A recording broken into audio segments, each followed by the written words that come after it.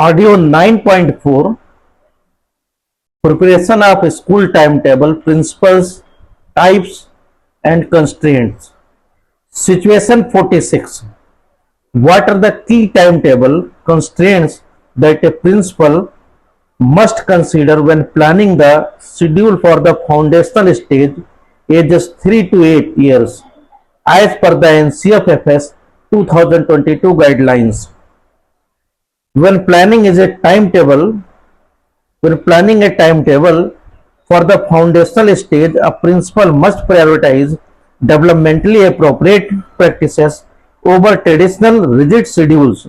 The first key constraint as per NCFFS 2022 is the short attention span of young children.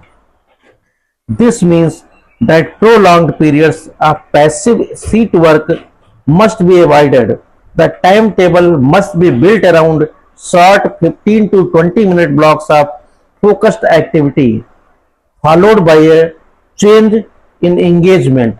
This principle requires a departure from the standard 40-minute period structure common in higher grades, making the schedule more fluid and activity based.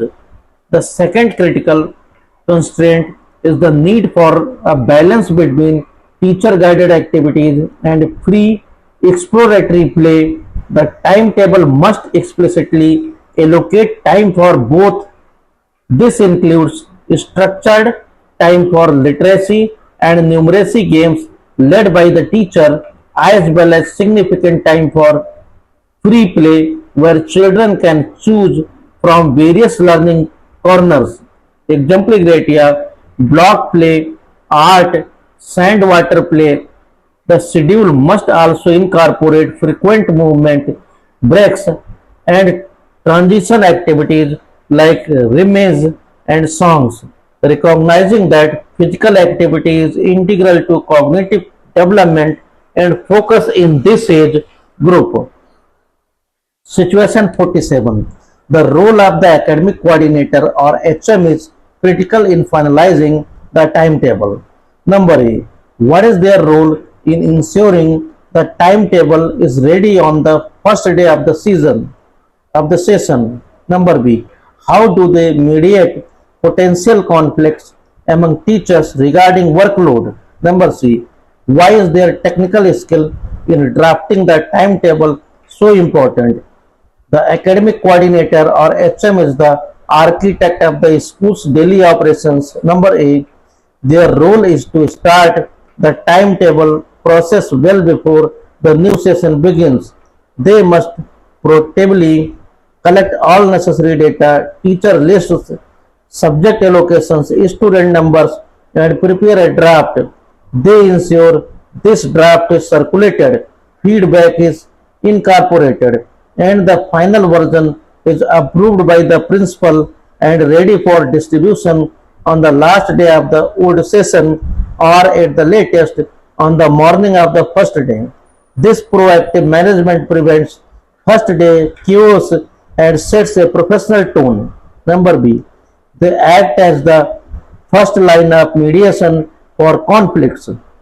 By using a transparent and data-driven approach, they can demonstrate how the workload has been distributed as equitably as possible based on established principles. They can explain the constraints that led to certain decisions. If conflicts persist, they present the issue to the principal with all the facts, allowing the principal to make an informed final decision. Their role is to be an objective buffer, resolving issues based on logic and fairness. Number C. Their technical skill is vital because drafting a timetable is a complex combinatorial problem. They need the ability to visualize the entire school's functioning on a grid, identify potential classes, and find creative solutions for resource bottlenecks, whether using software or a manual system. Their meticulous attention to detail, logical reasoning, and problem solving skills are What prevent the creation of a dysfunctional timetable that would disrupt the entire school's academic rhythm? Situation 48. Staff collaboration and well-being. The principal of an NBS notices that while teachers are dedicated, they work in silos. There is very little interdepartmental collaboration. Furthermore, after the intense evening remedial and prep duties, many teachers appear exhausted. The current timetable has no provision for formal or informal teacher collaboration during school hours. From a value-based perspective of leadership, propose a solution to this issue. Number A. How would you adjust the timetable to create planning and collaboration slots? Number B. What is the educational value of scheduling time for teachers to work on interdisciplinary projects? A leader's role includes fostering collaboration and ensuring staff well-being. Number A. From a value-based perspective, I would adjust the timetable to so that the institution values its teachers' professional growth and collaboration. I would create a common planning period by scheduling a common free period for all teachers of a specific department. Example criteria, all science teachers free during the third period on Tuesdays to facilitate departmental meetings. Furthermore, I would introduce one collaborative period per week where teachers from different departments but teaching the same grade. Example criteria, class 8 English, Math, Science teachers are free together, encouraging interdisciplinary dialogue. Number B. The educational value is immense. When teachers plan interdisciplinary projects, they break down the artificial barriers between subjects. This allows students to see the connections in their learning. For example, how mathematics is used in physics or how historical context enriches literature. This approach makes learning more meaningful, relevant, and engaging. It promotes higher order thinking skills in students and fosters a collaborative, innovative culture among teachers, leading to a more dynamic and integrated curriculum that reflects the interconnectedness of real world knowledge. Situation 49. The student diary is a key link between the school and home. Number A. Explain why publishing the timetable in the student diary is a crucial aspect of parental communication. Number B. How does this practice contribute to reducing the physical load of student school bags? The student diary serves as a vital communication and organizational tool. Publishing the timetable in the student diary is crucial for parental communication as it provides parents with a clear and constant window into their child's daily academic life. It allows them to know which subjects are being taught on any given day, enabling them to have more meaningful conversations about school and to ensure their child is prepared for tests or assignments. This transparency builds trust and partnership between the school and parents, making them active participants in their child's educational journey rather than passive observers. Number B. This practice directly contributes to reducing the physical load of school bags. When students and parents know the exact schedule for the next day, they can pack only the required textbooks, notebooks, and materials. This prevents the common habit of carrying all books every day just in case. By facilitating this simple organizational habit, the school actively implements a key recommendation for student health and well-being, helping to prevent the back and shoulder problems associated with carrying heavy bags, a concern highlighted by many health and educational experts. Situation 50. As a school administrator, how would you conduct a holistic evaluation of your school's timetable efficiency at the end of an academic term. A holistic evaluation of timetable efficiency requires a multi-pronged approach combining quantitative data and qualitative feedback. First, I would conduct a quantitative audit. This involves analyzing teachers' diaries to check the percentage or of syllabus completion against the planned schedule for all subjects. I would also review the substitution register to identify if certain teachers or subjects had an excessive number of missed classes, indicating a potential structure problem. Data on resource utilization such as lab and library uses logs would also be analyzed to check for efficiency. Second, I would gather qualitative feedback from all stakeholders. This would be done through structured anonymous surveys for teachers focusing on workload equity, adequacy of preparation time, and overall satisfaction. For students, especially through the student council, I would seek feedback on subject sequencing, fatigue levels, and the balance between academic and co-curricular activities. Combining this stakeholder feedback with the hard data from the audit would provide a comprehensive 360-degree view of the timetable's strengths and weaknesses, forming a solid basis for improvements in the next academic term. Situation 51.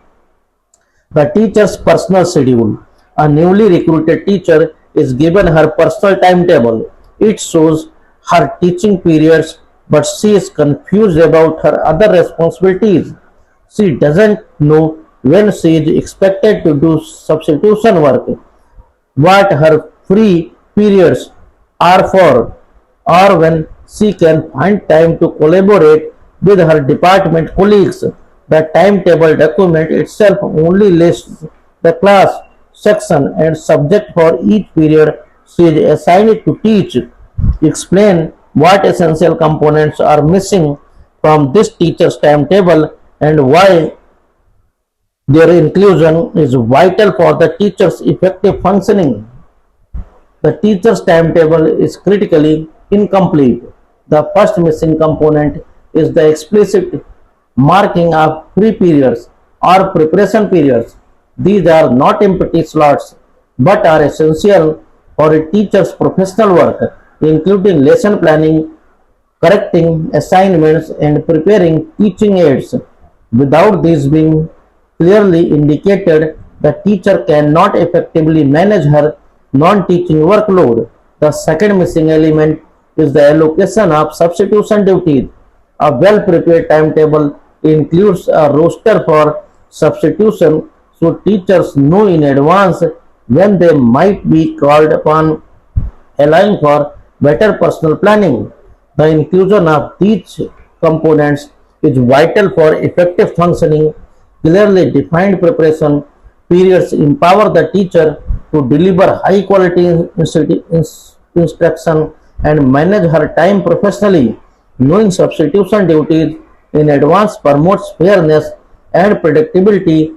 Furthermore, a comprehensive timetable should also indicate scheduled departmental meeting slots or common planning times. The absence of this information leaves the teacher in a state of uncertainty, hinders her ability to integrate into the school's professional community, and reflects poor administrative planning, ultimately impacting her efficiency and morale. Situation 52. The management of shared laboratories requires meticulous planning. Number A.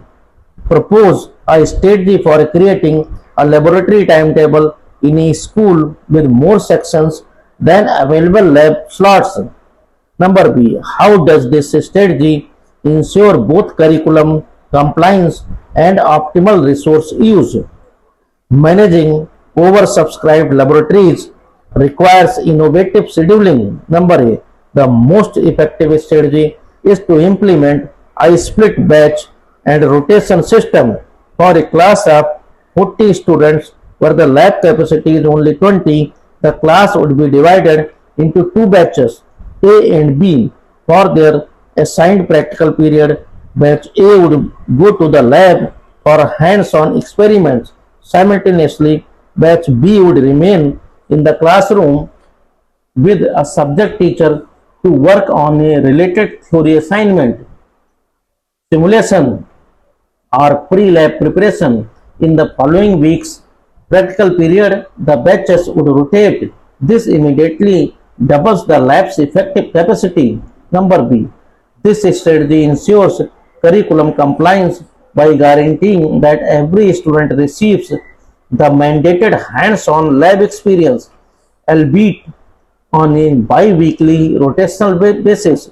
It ensures optimal resource use by keeping both the laboratory and the base classroom engaged in productive curriculum related activities during the same period. The lab is always at full capacity and the students in the classroom are not idle. This integrated approach solves the logistical problem of limited space while maintaining pedagogical integrity and ensuring no instructional time is wasted. Situation 53. Critically analyze the practice of having a zero period for remedial classes. What are the potential benefits for struggling learners and what is a significant ethical concern a principal must address? The practice of using a zero period for remedial classes has both benefits and drawbacks. The primary potential benefit is that it provides targeted academic support to struggling learners without pulling them out of their regular classes.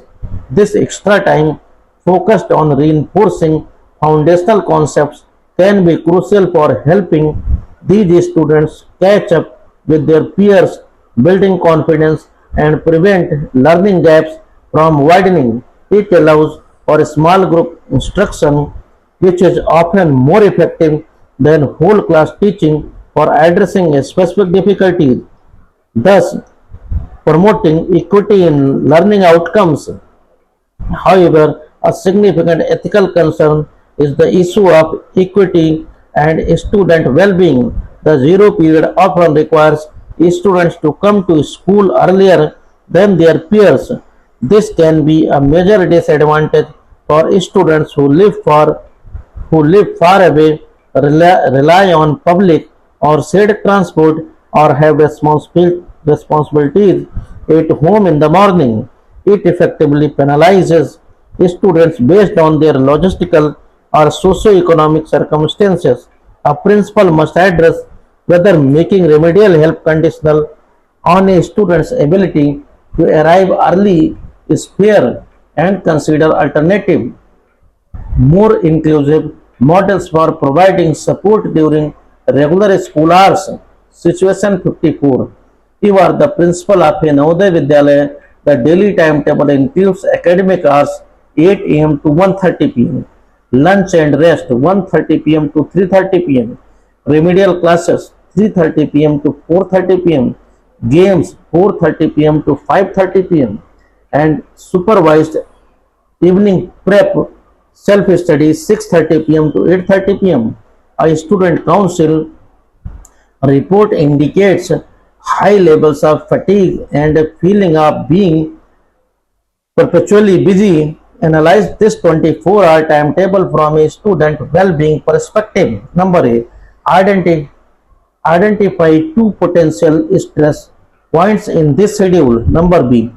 How does the structure of this timetable impact a student's personal time and autonomy? Number C.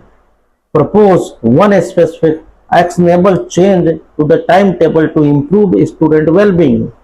This analysis focuses on the intense structure of a residential school schedule. Number A.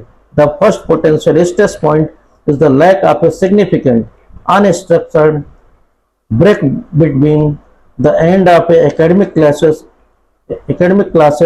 and the start of remedial classes. The 1:30 pm to 3:30 pm slot includes lunch, which consumes time leaving very little actual rest before another academic activity begins. The second stress point is the long, highly structured evening. The sequence of games followed by a short break and then a 2 hour mandatory study session can feel relentless, leaving students mentally exhausted by the end of the day. Number B. This highly structured timetable severely curtails students' personal time and autonomy. Almost every hour of their waking day is scheduled and supervised, from academics to study to games. This leaves very little room for spontaneous social interaction, pursuing personal hobbies, or simply relaxing and decompressing.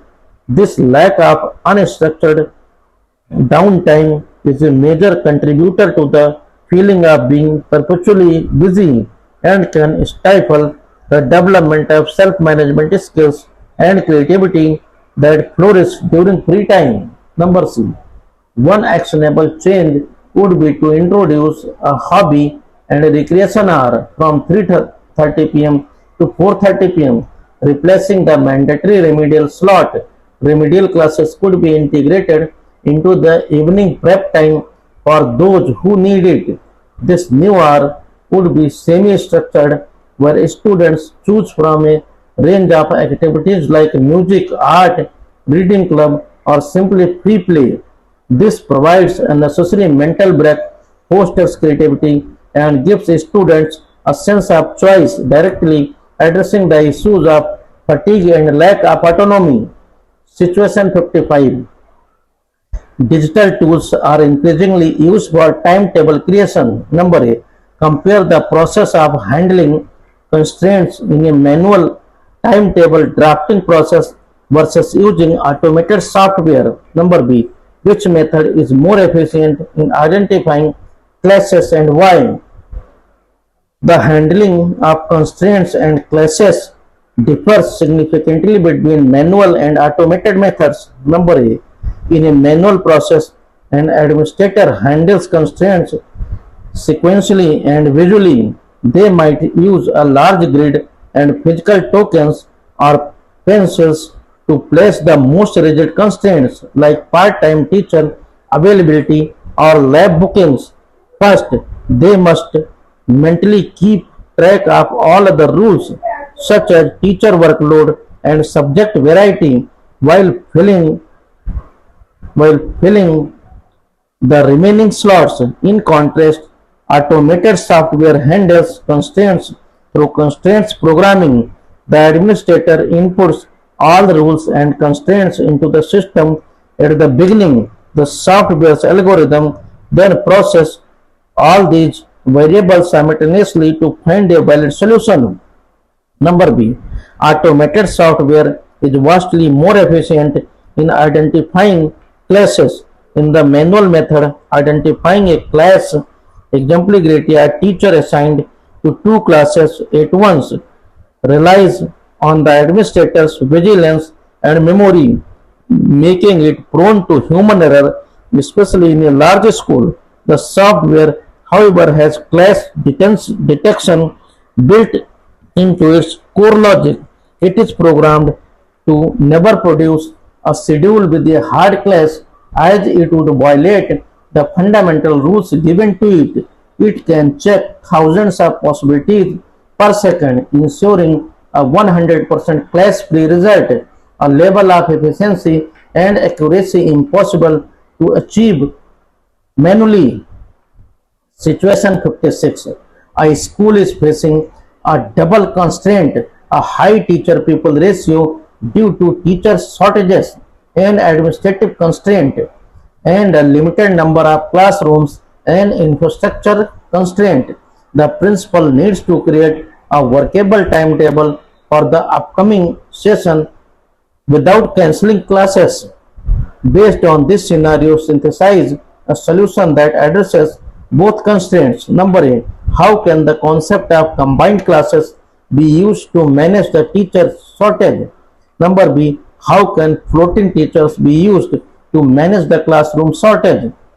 Addressing dual constraints requires a synthesized, multi-layered scheduling strategy. Number A. To manage the teacher shortage, combined classes can be used for non-lecture based activities. For example, two sections of the same grade can be combined under the supervision of a single teacher for activities like a documentary screening, project work, a library period, or a mass PT session. This strategy effectively halves the teacher requirement for that specific period, freeing, freeing up the other teacher to handle a critical academic class elsewhere. This is a tactical solution to ensure students are engaged purposefully even when a subject teacher is not available for direct instruction. Number B. To manage the classroom shortage, the floating teacher model is implemented. The timetable is designed so that when one class, example grade 7th, goes to the computer lab, their regular classroom becomes vacant. A floating teacher, a teacher without an assigned room, is then scheduled to take their class, example grade 7C, in that newly empty room. This creates a chain of room sharing throughout the day. This approach maximizes the room occupancy rate, ensuring that no classroom lies idle and that every class has a designated teaching space for every period, even if it changes throughout the day. Situation 57.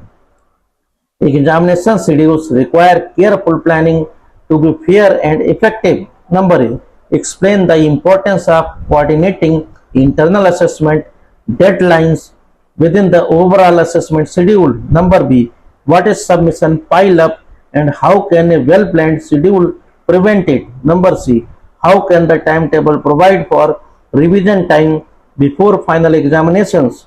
A holistic assessment schedule prevents undue stress on students. Number A. Coordinating internal assessment deadlines is vital to prevent overwhelming students.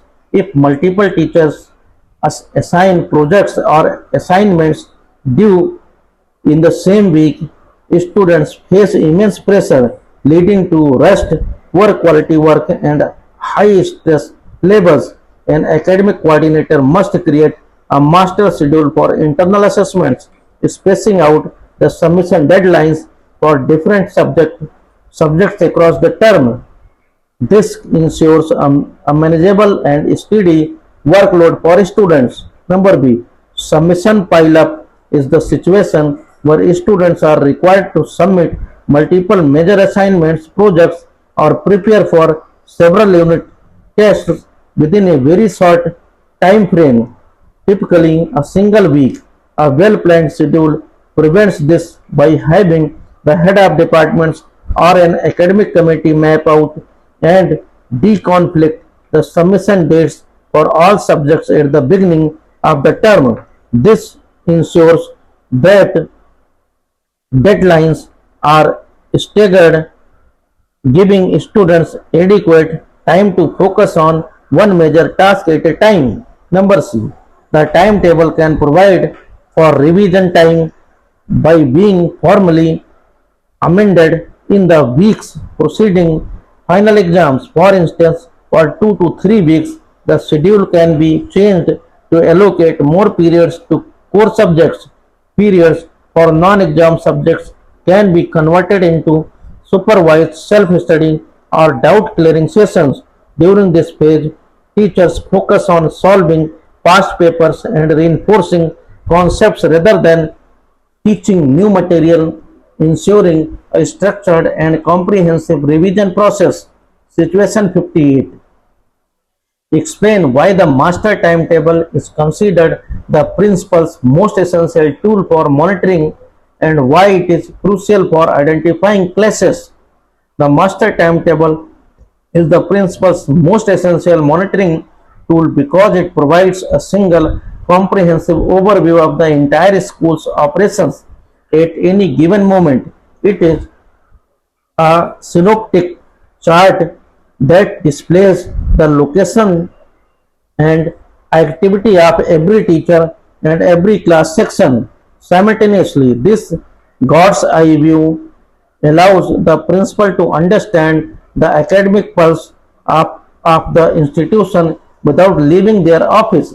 They can see which classes are in labs, which are on the playground, and which are in theory lessons, enabling targeted and informed supervision. It serves as the ultimate instrument for ensuring accountability and verifying that the planned curriculum is being transacted effectively across the school. Its, its role in identifying classes during the planning stage is equally crucial. A class occurs when a resource is double booked, for example, two classes assigned to the single computer lab in the same period, or one teacher scheduled to be in two different classrooms at once, manually scanning for these errors in a large school in tedious and prone to error. The grid format for the master timetable makes these classes visually apparent. Preventing such conflicts is fundamental, as a timetable with classes is non-functional and would lead to immediate chaos on the school floor. Situation 59. Parental communication. A KBS principal notices an increase in the number of students forgetting to bring necessary materials for art, craft, or sports classes. This leads to wasted time and frustrated teachers. Parents, when contacted, state they are often unaware of these special requirements for the day. The school publishes the timetable on its website at the start of the year, but parents seem to forget to check it regularly. Based on the information, what can you infer about the school's communication strategy regarding the timetable, and what simple high impact change would the principal implement to resolve this issue? From the scenario, it can be inferred that the school's communication strategy is passive and ineffective, relying solely on a website publication at the beginning of the year is a one and done approach. It places the entire burden of remembering the daily schedule on parents and young students. The strategy lacks the element of daily reinforcement and fails to integrate the timetable into the daily life of the family. The inference is that the school is not using the most direct and consistent channel of communication available to it, leading to a predictable breakdown in preparedness. The most simple, high impact change the principal could implement is to make it mandatory for the class timetable to be printed and pasted prominently in the student's school diary. The diary is a tool that parents and students are supposed to check daily for homework and notes. Placing the timetable there makes it a constant, easily accessible reference point.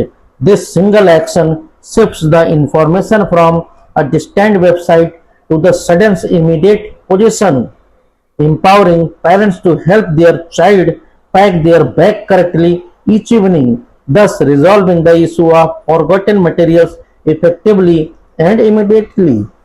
60. Situation 60. Teacher collaboration is a key aspect of a modern school. Number A. Propose a time-tabling strategy to create departmental meeting slots within school hours. Number B. How does this strategy prevent planning burnout and respect teachers' personal time? Integrating professional collaboration into the timetable is a mark of effective leadership. Number A. A highly effective strategy is to create a common free period for all teachers within a specific department. For example, when creating the master timetable, the scheduler can intentionally arrange the schedules so that all six teachers of the English department are free during the fifth period every Wednesday. This creates a protected official time slot during the workday for them to meet, discuss curriculum pacing, plan interdisciplinary activities for develop common assessments. This institutionalizes collaboration, making it a regular, expected part of their professional duties rather than an ad hoc arrangement. Number B. This strategy prevents planning burnout and respects teachers' personal time by eliminating the need for after school meetings. When meetings are held after a long day of teaching, teachers are often tired and less productive, and it encroaches upon their family and personal time. By scheduling these meetings within the contractual working hours, the school acknowledges the collaborative planning is work. This reduces teacher stress, increases the quality of the collaboration, and fosters a healthier work-life balance, which is crucial for long-term motivation and preventing burnout.